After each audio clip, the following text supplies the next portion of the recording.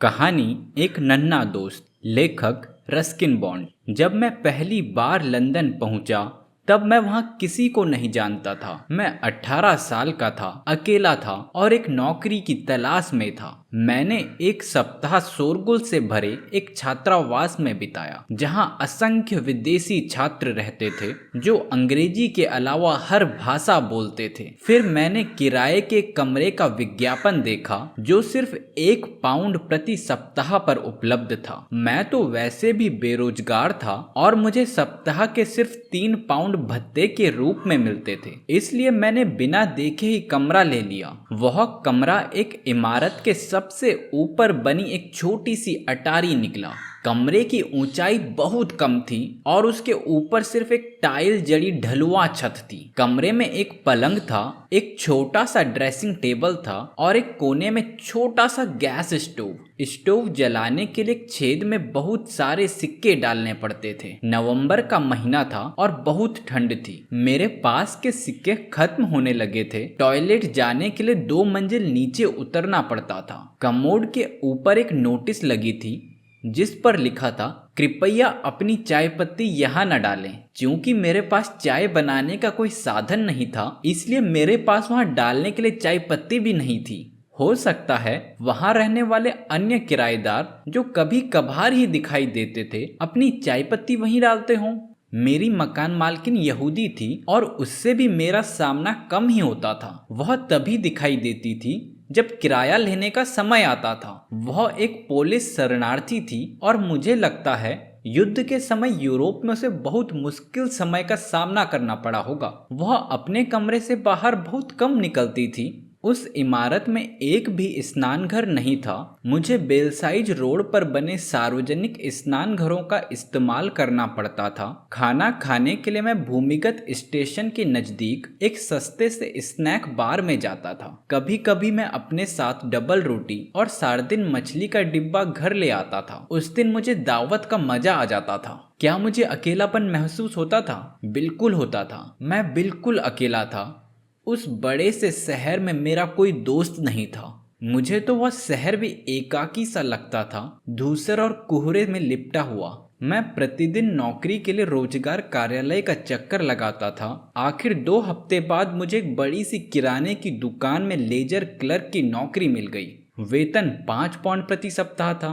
अब मैं अमीर था। कम से कम मैं रोज के बीन्स और टोस्ट के बदले ढंग का खाना तो खा सकता था। मैंने हैम और चीज खरीदी और फिर सैंडविच व सस्ती सेरी के साथ नौकरी मिलने का जश्न मनाया। कुछ ही देर में मेरे कमरे का फर्श डबल रोटी के चूरे से भर गया। मेरी मकान मालकिन को यह बात पसंद नहीं आने वाली थी। मैं उठकर फर्श साफ करने ही वाला था कि मुझे चूं चूं की आवाज आई और मैंने देखा कि एक नन्हा सा चूहा चीज के छोटे से टुकड़े को मुंह में दबाए फर्श पर दौड़ लगा रहा था। पूरे कमरे को पार करके वह ड्रेसिंग टेबल के पीछे कहीं गायब हो गया।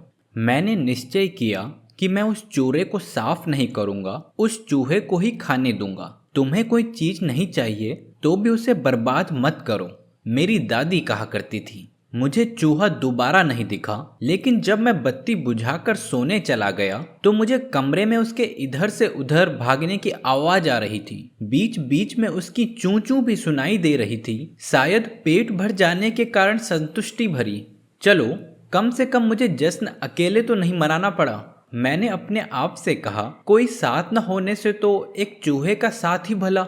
मैं सुबह जल्दी ही काम पर निकल गया और मेरी गैर मौजूदगी में मकान मालकिन ने मेरा कमरा साफ करवा दिया। जब मैं लौटा तो मैंने ड्रेसिंग टेबल पर एक नोट रखा हुआ देखा जिस पर लिखा था, कृपया फर्श पर खाने की चीजें न बिखेरें। वह ठीक कह रही थी। मेरा सारथी फर्श पर गिरे चूरे से बेहतर का अधिकारी था, इसलिए मैंने खाली साबुनदानी में कुछ बिस्कुट के टुकड़े डाले और उसे ड्रेसिंग टेबल के पास रख दिया। लेकिन पता नहीं क्यों वो साबुनदानी के पास भी नहीं गया।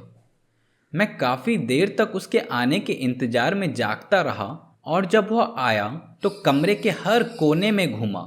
मेरे बिस्तर के पास भी आया, लेकिन साबुनदानी के पास नहीं फटका। शायद उसे उसका चटक गुलाबी रंग पसंद नहीं आ रहा था। मुझे तो एक वैज्ञानिक ने बताया था कि चूहे रंगों में अंतर नहीं कर सकते और उनके लिए गुलाबी साबुनदानी और नीली साबुनदानी में कोई फर्क नहीं होता। लेकिन मुझे लगता है वह वैज्ञानिक गलत कह रहा था। अक्सर उन्हें फर्क समझ में आ जाता है। मैं नहीं जानता था कि मेरा चूहा नर था या मादा, लेकिन मेरा मन कह रहा था कि वह मेरी तरह कुंवारा था। यदि मादा होती तो अपने परिवार के साथ रहती, यह तो निश्चित रूप से एकाकी था। मैंने साबुनदानी हटा दी। अगली शाम काम से लौटते समय मैंने एक प्यारी सी गोल छोटी थाली खरीदी और उसके बीच में एक चीज का टुकड़ा रख के उसके घर के पास रख दी। वह लगभग फौरन ही गोल छोटी थाली के पास आ गया और चीज को कुतरने लगा। उसे उसका स्वाद पसंद आया और वो पूरा टुकड़ा मुंह में दबाकर ड्रेसिंग टेबल के पीछे अपने बिल में ले गया। ये चूहा तो बहुत नखरे वाला निकला। उसे साबुनदानी नहीं पसंद आई, उसे तो चाइनीज डिजाइन वाली गोल छोटी थाली चाहिए थी। एक समय के बाद हम खुद अपनी सुरक्षा का ध्यान रखने लगते हैं। लंदन में मई की शुरुआत में ही गर्मी पड़ने लगती है। कमरे में घुटन महसूस होने के कारण मैंने उसमें मौजूद छोटी सी खिड़की खोल दी, जिसमें से हमारी छत जैसी और आपस में मिलती जुलती अनगिनत छतें दिखाई देती थी। लेकिन मैं उसे ज्यादा देर तक खुली नहीं रख पाया। अचानक मुझे अपने पलंग के नीचे से एक आतंकित सी चू चू सुनाई पड़ी और मेरा साथी चूहा वहां से निकलकर ड्रेसिंग टेबल के पीछे के सुरक्षित स्थान की ओर भागा।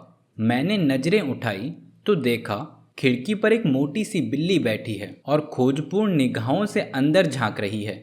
मुझे लगता है उसने देख लिया था या शायद भांप लिया था कि यदि वह धैर्य रखेगी तो उसे मुफ्त का भोजन मिल सकता है। बिल्लियों के लिए यहाँ मुफ्त भोजन उपलब्ध नहीं है, मैंने कहा। फिर मैंने खिड़की बंद कर दी और दोबारा खोली भी नहीं। सप्ताहांत में मैं शहर घूमने निकल जाता था। कभी कभी उपनगरीय सिनेमा हॉल में फिल्म देखने भी चला जाता था, क्योंकि वहाँ टिकटें सस्ती होती थी। लेकिन बाकी के पूरे हफ्ते मैं शाम के समय घर में ही रहता था और अपने उपन्यास पर काम करता था, जो मैं भारत में हुए अपने अनुभवों के बारे में लिख रहा था। कभी कभी मैं अपनी पांडुलिपि में से कुछ अंश जोर से पढ़ने भी लगता था। चूहा बहुत अच्छा श्रोता तो नहीं था, क्योंकि वह बहुत देर तक एक स्थान पर रहता ही नहीं था। लेकिन अब उसे मुझ पर इतना भरोसा तो हो ही गया था कि वो मेरी उंगलियों के बीच में से डबल रोटी या चीज का टुकड़ा ले लेता था। और यदि मैं अपने उपन्यास पर ज्यादा वक्त बिताता तो वो चूं चूं करके मुझे अपनी मौजूदगी का एहसास दिला देता था, जैसे कि मुझे अपनी किसी आवश्यकता पर ध्यान न देने के लिए डांट रहा हो। और फिर वह दिन आया जब मुझे उस लोन रेंजर से जुदा होने के बारे में विचार करना था। वेतन में मामूली सी बढ़त और बीबीसी रेडियो से अपनी 2 कहानियों के पारिश्रमिक का चेक, इन दोनों बातों का मतलब था कि मैं अब रहने के लिए एक बड़ी और बेहतर जगह की तलाश कर सकता था। मेरी मकान मालकिन को मेरे जाने का दुख था, क्योंकि अपने लापरवाह रहन सहन के बावजूद मैं किराया समय पर देता था। और वह नन्हा सा चूहा, क्या वह भी मेरे जाने से दुखी होगा? अब उसे अपने लिए भोजन का इंतजाम करने दूर जाना पड़ेगा। और हो सकता है अगले किराएदार को चूहों के बजाय बिल्लियां पसंद हो। लेकिन यह मेरी चिंता का विषय था, उसकी नहीं। इंसानों के विपरीत चूहे भविष्य की चिंता नहीं करते, न अपने भविष्य की न दुनिया की। इस समस्या का समाधान कुछ हद तक दूसरे किराएदार के आने से मिल गया।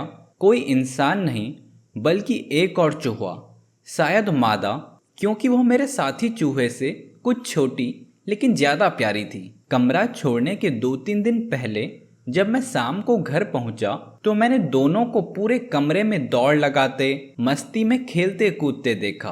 क्या ये उनके बीच का प्यार था? मुझे थोड़ी सी ईर्ष्या हुई। मेरे रूममेट को एक साथी मिल गया था, जबकि मैं अभी भी अकेला था। लेकिन जब मैं कमरा छोड़कर जाने लगा तो मैंने इस बात का ध्यान रखा कि उनके खाने के लिए बिस्कुट और रस्क का इतना चूरा छोड़ जाऊं कि 1 महीने तक उन्हें परेशानी न हो, बशर्ते हमारी मकान मालकिन को वह पहले न दिख जाए। मैंने अपना पुराना व घिसा हुआ सूटकेस पैक किया और उस छोटी सी अटारी से बाहर निकल आया। जैसे जैसे हम जिंदगी के सफर में आगे बढ़ते हैं, हमारे नए पुराने दोस्त अक्सर पीछे छूट जाते हैं, फिर कभी न मिलने के लिए। कभी कभी हमारे जीवन में ऐसा समय आता है जब हम बिल्कुल अकेले होते हैं और हमें एक दोस्त की जरूरत महसूस होती है। कोई ऐसा जो खाली उदास कमरे में लौटने पर हमारा इंतजार कर रहा हो। और ऐसे समय में एक नन्हे से चूहे के होने से भी बहुत फर्क पड़ जाता है।